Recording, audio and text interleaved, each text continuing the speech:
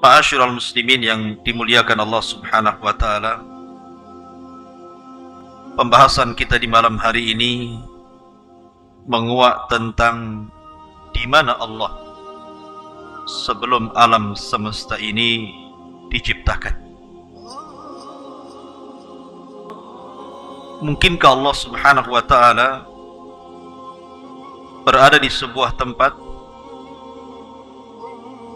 ataukah Subhanahu wa ta'ala tercipta dengan sendirinya? Lalu bagaimana Allah Subhanahu wa ta'ala menciptakan makhluknya, dan makhluk apa yang pertama kali Allah ciptakan? Ma'asyiral muslimin yang dimuliakan Allah Subhanahu wa ta'ala, di dalam surah Al-Insan Allah Subhanahu wa ta'ala berfirman, hal ata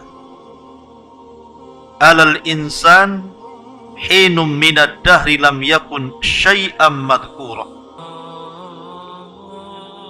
Bukankah pernah datang kepada manusia waktu dari masa yang ketika itu belum merupakan sesuatu yang dapat disebut? Dari ayat ini, ketika Allah Subhanahu wa ta'ala mengatakan lam yakun syai'an madhkura, sesuatu yang belum dapat disebut namanya, ini arasy, ini kursi, ini langit, ini Adam, ini Hawa, ini gunung, ini sungai, ini hutan, dan begitu seterusnya. Belum ada penyebutan itu. Hanya Allah Subhanahu wa ta'ala satu-satunya sang pencipta di alam semesta ini. Ma'asyiral muslimin yang dimuliakan Allah Subhanahu wa ta'ala, dari Waqi ibnu Udusin, dari pamannya dari Abi Razin radhiyallahu anhu, dia mengatakan, ya Rasulullah, aina kana Rabbuna azza wa jal qabla an yakhluqa khalqah. Dia berkata, ya Rasulullah, di manakah Tuhan kita yang maha mulia sebelum menciptakan makhluk-makhluknya? Maka Nabi SAW bersabda, kana fi ama'in ma tahtahu hawa wa ma fawqahu hawa thumma khalaqa arsyahu 'alal ma. Maka Nabi SAW bersabda, Allah berada di ama, di mana ama di bawahnya tidak ada udara, dan di atasnya pun tidak ada udara. Kemudian Allah Subhanahu wa ta'ala menciptakan arasy-Nya di atas air. Ma'asyiral muslimin yang dimuliakan Allah Subhanahu wa ta'ala, apa itu ama? Karena di sini Nabi SAW mengatakan bahwa Allah Subhanahu wa ta'ala berada di ama. Disebutkan oleh para ulama, seperti yang dikatakan Al-Qadhi, maksudnya Qadhi Iyad, al-muradu bil ama ma la taqbaluhu al-awhamu wa la tudrikuhu al-uqul wal afham, abbara an adamil makani bima la yudrak wa la yutawahham, wa an adami ma yahwihi wa yuhitu bihil hawa, fa innahu yutlaqu wa yuradu bihil khala alladhi huwa ibaratun an adamil jismi liyakuna aqraba ila fahmis sami. Ma'asyiral muslimin yang dimuliakan Allah Azza wa Jalla, beliau mengatakan yang dimaksud dengan ama adalah sesuatu yang tidak bisa diterima oleh imajinasi dan tidak bisa digapai oleh akal dan pemahaman. Nabi menunjukkan ketiadaan tempat dengan sesuatu yang tidak bisa dimengerti dan dihayalkan, dan juga menunjukkan ketiadaan sesuatu yang memuatnya atau udara yang melingkupinya. Tentu istilah ini secara mutlak dimaksudkan pada sesuatu kekosongan murni atau disebut dengan khala, yang merupakan istilah bagi ketiadaan materi agar lebih mudah dimengerti oleh para pendengar.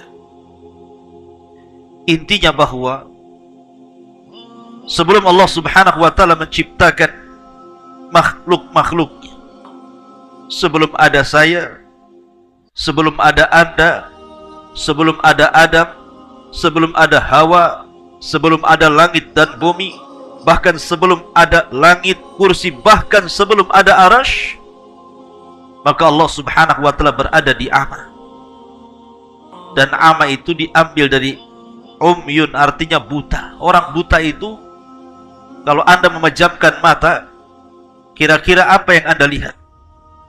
Kegelapan, bukan? Artinya di sini bahwa kita tidak bisa membayangkan di mana Allah.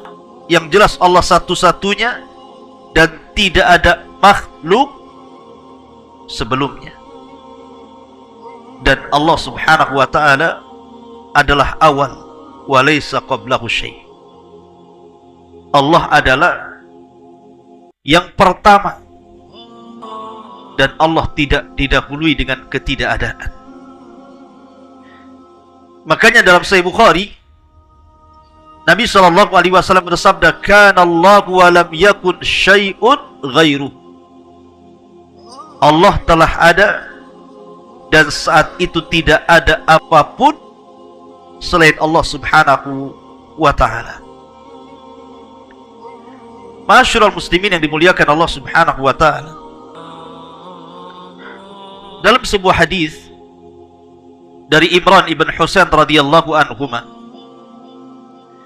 dia menceritakan, suatu ketika aku berada di sisi Nabi sallallahu alaihi wasallam, tiba-tiba datang sebuah kaum dari Bani Tamim, dari Yaman. Faqala, maka Nabi sallallahu alaihi wasallam mengatakan, "Aqbilul bushra ya Bani Tamim." Qalu basyartana fa'tina. Fadakhala an-nasu min ahli al-Yaman. Afwan, maksudnya Bani Tamim ini datang kepada Nabi sallallahu alaihi wasallam. Kemudian Rasul mengatakan, "Bergembiralah wahai Bani Tamim atas hidayah yang telah Allah anugerahkan kepada kalian, hidayah Islam ini." Maka Bani Tamim mengatakan, "Engkau sudah menghabar gembirakan kepada kami, maka berikan hadiah kepada kami." Maka Nabi SAW diam sampai masuk orang-orang Yaman. Maka Nabi SAW mengatakan kepada orang-orang Yaman, "Aqbilul bushra ya ahlal Yaman, idh lam yakbaluha Banu Tamim." Terimalah wahai penduduk Yaman kabar gembira yang tidak diterima oleh Bani Tamim. Maka mereka mengatakan, "Qabilna, kami menerima kabar gembira itu dari engkau wahai Rasul. Ji'naka linatafaqqaha fid din wa linas'alaka an awwali hadzal amri makan." Maka ahli Yaman mengatakan, "Kami datang kepadamu untuk belajar agama wahai Rasul, dan kami hendak bertanya kepadamu tentang masalah yang pertama kali terhadap urusan yang saya ingin atau kami katakan kepada anda, di mana Allah sebelum Allah menciptakan segala sesuatu." Lihat bagaimana keistimewaan Bani ataupun ahli Yaman dibandingkan Bani Tamim. Bani Tamim minta hadiah, minta harta, minta dunia. Tapi ahli Yaman tidak minta itu. Dia hanya minta ilmu kepada Nabi SAW, dan yang pertama bertanya soal di mana Allah sebelum Allah menciptakan segala sesuatu. Ini pertanyaan yang berbobot, ikhwan. Maka Nabi SAW mengatakan, kana Allahu walam yakun syai'un qabla. Adalah Allah Subhanahu wa ta'ala, dialah satu-satunya, dan sebelumnya belum ada sesuatu. Wa kana arshuhu 'alal ma', dan arsy-Nya Allah berada di atas air. Thumma khalaqas samawati wal arda wa kataba fi dzikri kulli syai'. Kemudian Allah ciptakan langit dan bumi, dan Allah catat fi dzikri kulli syai', pada lauhil mahfuz segala sesuatu yang akan terjadi. Dari dua riwayat, Imran ibn Husain dan juga riwayat yang pertama yang saya baca tadi, kalau ada orang yang bertanya di mana Allah sebelum Allah menciptakan segala sesuatu termasuk arsy, kursi dan yang lainnya, maka jawabannya seperti hadis Rasul, kana Allahu wa lam yakun syai'un qablah. Maka Allah satu-satunya dan belum ada sebelumnya sesuatu yang mendahului Allah Subhanahu wa ta'ala. Dalam riwayat yang pertama, kana fil ama, dalam riwayat fis sahab, artinya Allah berada di ama, di kegelapan, di mana atasnya tidak ada udara, di bawahnya juga tidak ada udara, dan dia satu-satunya dan tidak ada yang bersyirikat dengan Allah Subhanahu wa ta'ala. Ma'asyiral muslimin yang dimuliakan Allah Subhanahu wa ta'ala, makanya kita teringat dengan doa Nabi sallallahu alaihi wasallam, Allahumma rabbas samawati sab'i wa rabbal arshil azim, rabbana wa rabba kulli syai'in, faliqal habbi wan nawa, munzilat taurati wal injili wal furqan, a'udzu bika min syarri kulli syai'in anta akhidun binasiyatihi, Allahumma antal awwal falaysa qablaka syai'un, wa antal akhir falaysa ba'daka syai'un, wa antal zahir falaysa fawqaka syai'un, wa antal batin falaysa dunaka syai'un, iqdi 'anna ad-din wa aghnina minal faqri, iqdi 'anna ad-daina wa aghnina minal faqri. Ya Allah, Rabbnya langit yang 7 dan Rabb arsy yang agung, Rabb kami dan Rabb segala sesuatu yang membelah biji-bijian dan biji kurma, Rabb yang telah menurunkan Taurat, Injil dan Quran. Aku berlindung kepadamu dari kejahatan segala sesuatu. Engkaulah yang memegang ubun-ubunnya. Ya Rabb, Engkaulah yang awal, maka tidak ada sesuatu pun sebelummu. Engkaulah yang akhir, maka tidak ada sesuatu pun setelah. Engkaulah yang zahir maha tinggi, maka tidak ada sesuatu pun yang ada di atasmu. Dan Engkaulah yang maha batin, artinya maha dekat, maka tidak ada sesuatu pun yang lebih dekat darimu. Ya Rabb, lunasilah hutang-hutang kami dan cukupilah kami dari kemiskinan. Hadis dikeluarkan Imam Muslim. Di sini ada kata-kata Allahumma antal awwal falaysa qablaha syai'. Engkau adalah zat yang pertama kali dan sebelumnya tidak ada sesuatu. Sebelummu tidak ada sesuatu. Ia satu-satunya. Dia tidak tercipta dengan sendiri, karena mustahil. Kalau seandainya dia tercipta dengan sendirinya, berarti ada makhluk menyatu dengan Khalik. Dan ini muhal, mungkin, mustahil, tidak mungkin. Ma'asyiral muslimin yang dimuliakan Allah Azza wa Jalla, baru setelah Allah Subhanahu wa ta'ala menciptakan makhluknya, dan pertama kali yang diciptakanlah arsy-Nya, kemudian qalam, kemudian Allah letakkan arsy-Nya di atas air, baru setelah itu Allah Subhanahu wa ta'ala menciptakan langit dan bumi fi sittati ayyam, selama 6 hari. Dalam hadis Abdullah ibn Mas'ud radhiyallahu anhu, Nabi sallallahu alaihi wasallam mengatakan, antara langit dunia dan langit yang kedua itu perjalanan 500 tahun. Langit yang kedua dan ketiga begitu juga 500 tahun perjalanan. Langit ketiga dan keempat juga sama, dan begitu seterusnya. Artinya agungnya Allah subhanahu wa ta'ala ketika menciptakan langit dan bumi ini, di mana antar langit saja jaraknya 500 tahun perjalanan. Bagaimana yang menciptakan? Kemudian juga dalam riwayat Nabi sallallahu alaihi wasallam mengatakan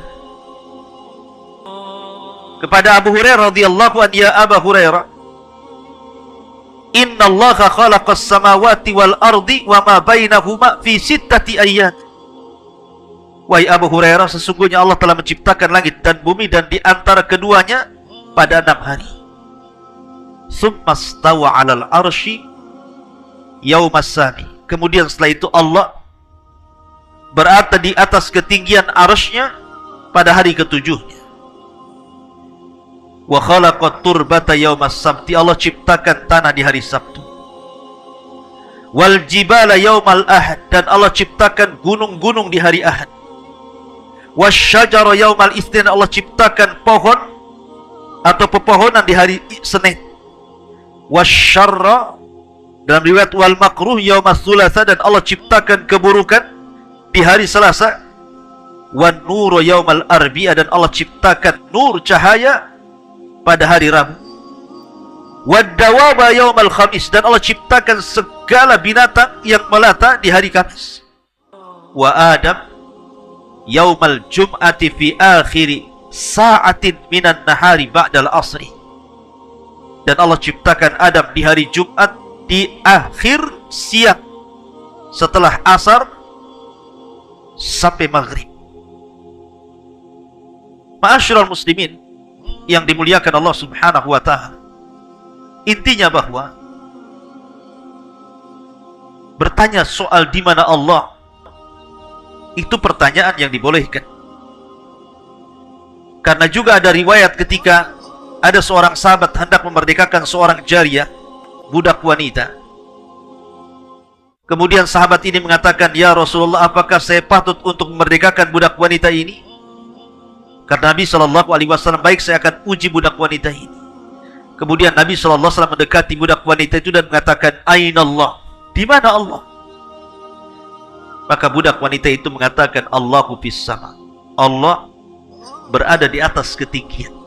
Sama itu artinya secara bahasa ma fawqa ra'si fahuwas sama. Sesuatu yang di atas kepala itu disebut sama. Artinya Allah berada di atas ketinggian sana.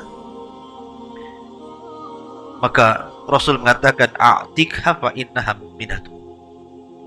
Merdekakan dia karena dia seorang wanita mukminah. Artinya Nabi SAW bertanya, Aina Allah? Di mana Allah? Kemudian juga tadi orang Yaman bertanya kepada Rasul tentang di mana Allah sebelum menciptakan langit dan bumi. Artinya pertanyaan di mana Allah tidak mengapa dalam syariat. Dan kalau ditanya di mana Allah sebelum menciptakan langit dan bumi, kita katakan Allah fil ama. Allah itu di ama, di atas kegelapan yang tidak ada udara di atasnya, tidak ada udara di bawahnya. Sebagaimana tadi sudah dijelaskan menurut pendapat Al-Qadi rahimahullahu ta'ala, yang dimaksud ama adalah sesuatu yang tidak bisa diterima oleh imajinasi apapun dan tidak bisa digapai oleh akal dan pemahaman. Tidak bisa kita gambarkan. Kemudian makhluk yang pertama Allah ciptakan arsy, kemudian qalam, kemudian kursi, kemudian yang lainnya termasuk setelahnya langit dan bumi, dan di antara keduanya